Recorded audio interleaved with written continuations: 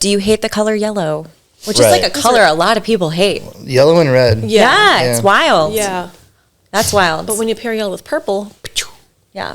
Yeah. And then like there's, I think softscape design is more than just looking at the components. I feel like most people know is like, okay, sun plants go in the sun, shade plants go in the shade. But like there is a bigger picture, bigger conversation that has to happen of the colors. If there's certain colors that a client's completely adverse to, Berta, you hit on it earlier, is you got a red brick house, maybe you're not going to be putting like a Japanese maple right against that red brick house because you're not going to see it. So we're thinking about those things. And then there's the constraints of like, if you are doing an all shade garden, is that, yes, there's not a whole lot of colors that we're going to be getting out of that and how you make that happen, and texture.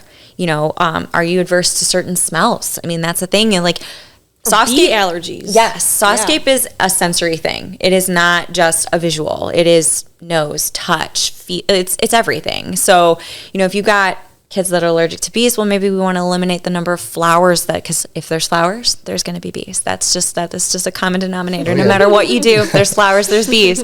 But then you have people that want that, so it's like we're pushing for pollinator, and all we're doing is introducing native plant material that's going to bring the pollinators in. And yeah, there's so much that goes into softscape design, and sometimes people are like, oh, I don't care, whatever you think, but we still have that conversation because you realize that sometimes even when people say they don't, they have an opinion. It's still got to look good and perform well. Yes. And as far as the initial questions from the initial consultation, asking very specifics too, like, is there anything that's, because I feel like landscaping can be very sentimental as well. Oh, yeah. It's like, well, I grew up and my grandma had a huge swath of peonies, and I really feel like peonies are near and dear to my It's heart. always peonies. Always peonies. Yes. And so let's bring in peonies, or you have them transplanted from your grandma's house. Let's keep them there or move them Let's over find here the right and- spot for them to Right. thrive. Yeah. And so understanding people might not know a lot about plants, but asking the right questions to really draw out what they do know, because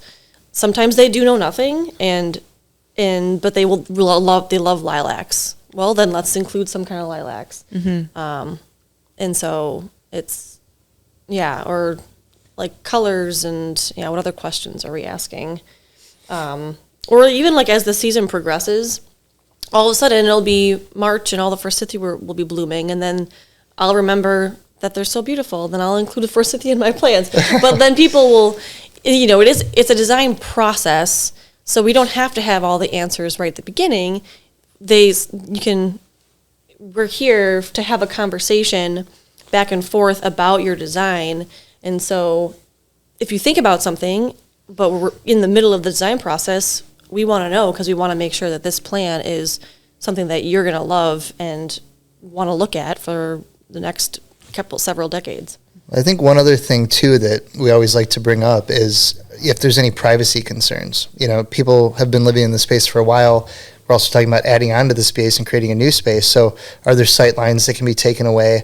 Is there an interesting way that we can do that to add to the overall aesthetic? There's a lot of different ways to achieve that, and it doesn't have to be just a green wall of arborvitaes.